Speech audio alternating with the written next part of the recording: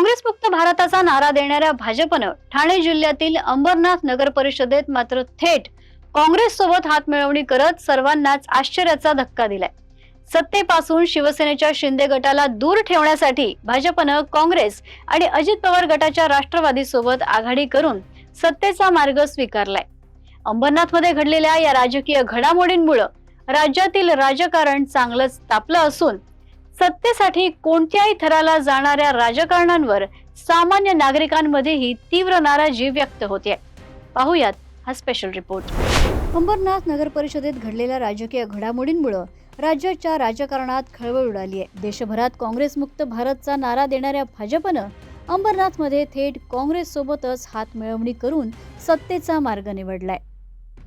भाजपच्या तेजश्री करंजुळे यांनी अंबरनाथ नगर परिषदेत नगराध्यक्षपद जिंकलंय। एकूण 32 नगरसेवकांच्या नगर परिषदेच्या निवडणुकीत शिंदेंच्या शिवसेनेचे सर्वाधिक 23 नगरसेवक निवडून आले। त्यापाठोपाठ भाजपचे 16, काँग्रेसचे 12 आणि अजितदादांच्या राष्ट्रवादीचे 4 नगरसेवक निवडून आले होते। संख्याबळानुसार शिंदेंच्या शिवसेनेला बाजूला ठेवत भाजपला काँग्रेसच्या मदतीनं नगर परिषदेत बहुमत प्राप्त झालंय। या युतीमुळे शिंदे सेनेला मोठा धक्का बसला असून त्यांनी याला अभद्र युती असं संबोधून तीव्र शब्दात टीका केली आहे। महाराष्ट्राच्या स्थानिक राजकारणात सत्ता समीकरणात बदल होण्याची ही घटना महत्त्वाची मानली जाते। पारंपरिक युती व्हायला हवी होती। जसं केंद्रामध्ये आणि महाराष्ट्रामध्ये जी युती आहे ती पारंपरिक युतीचं बोलणंही आम्ही स्थानिक पातळीवर झालं। आमचे स्टेट लेवलचे जे नेते आहेत, सन्माननीय रवींद्र चव्हाण साहेब असतील, सन्माननीय आमदार किसन कत्रे साहेब असतील, यांचेही बोलणं झालं होतं। खासदार साहेबांशी या ठिकाणी त्यांचं बोलणं झालं। परंतु स्थानिक नेते स्वार्थापोटी सत्तेसाठी काँग्रेस बरोबर जे अभद्र युती त्याने या ठिकाणी केली आणि त्या भाजपचा जो काँग्रेस मुक्त जो नारा आहे त्याला कुठेतरी छेद लावण्याचं काम या ठिकाणी अंबरनाथमध्ये झालेलं आहे। तर खासदार श्रीकांत शिंदे यांनी शिवसेना सत्तेत असो वा नसो विकास कामं करत राहणार असून त्या अनपेक्षित युतीबाबत भाजपलाच विचारावं असं म्हटलंय। हा जो विषय आहे हा पूर्णपणे आमचे मित्रपक्ष भारतीय जनता पार्टीचा आहे। आपण जे आहे त्यांना हा प्रश्न जर विचारला तर ते चांगल्या प्रकारे उत्तर जे आहे ते देऊ शकतील। भारतीय जनता पार्टी आणि शिवसेना ही युती जी आहे गेली अनेक वर्षापासून आहे आणि ही युती केंद्रामध्ये आहे, ही युती राज्यामध्ये आणि ही युती महानगरपालिकेमध्ये सुद्धा आहे आणि ही युती अशीच जी आहे ती अबाधित राहिली पाहिजे। दरम्यान लोकांच्या सन्मानासाठी आणि विकासासाठी ही आघाडी करण्यात आल्याचा दावा भाजपकडून करण्यात येतोय। शिवसेनेच्या काही नेत्यांवर भ्रष्टाचाराचे गंभीर आरोप असल्याचंही भाजप नेत्यांनी म्हटलंय।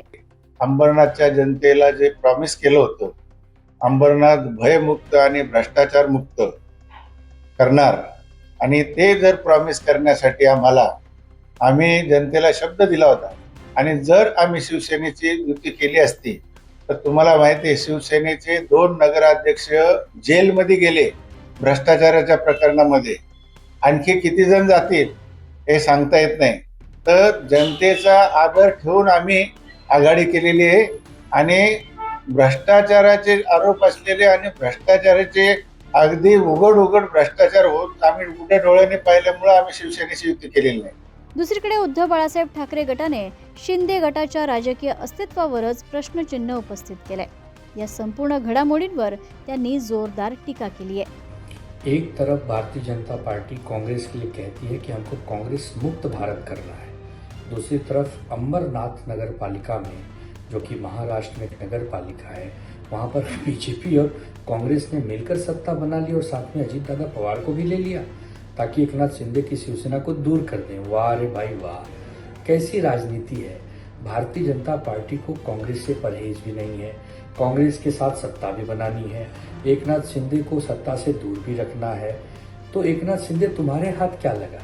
तुम्हारे हाथ तो न सत्ता लगी और न तो सम्मान लगा। इसीलिए कहा जाता है कि अगर किसी के साथ कुछ गलत करोगे तो तुम्हारे साथ भी गलत होगा, अच्छा करोगे तो अच्छा होगा। मतलब महाराष्ट्र में बीजेपी और कांग्रेस की युति होना ये दिखाता है कि कांग्रेस और बीजेपी एक दूसरे की ए टीम और बी टीम बनकर काम करते हैं। या सर्व घडामोडींनंतर स्थानिक पातळीवर निर्णय घेतला असला तरी काँग्रेससोबत कोणतंही गठबंधन मंजूर नाही आणि याबाबत स्थानिक नेत्यांना प्रश्न विचारले जातील, असं मुख्यमंत्री देवेंद्र फडणवीस म्हणाले. अंबरनाथ नगर परिषदेत घडलेली भाजप काँग्रेस युती ही स्थानिक राजकारणातील सत्ताकारणाची जिवंत उदाहरण ठरते. इथे विचारधारांपेक्षा सत्तेला अधिक महत्त्व दिलं जात असल्याचं स्पष्ट दिसून येते. त्यामुळे जनतेच्या विश्वासाला धक्का बसतोय.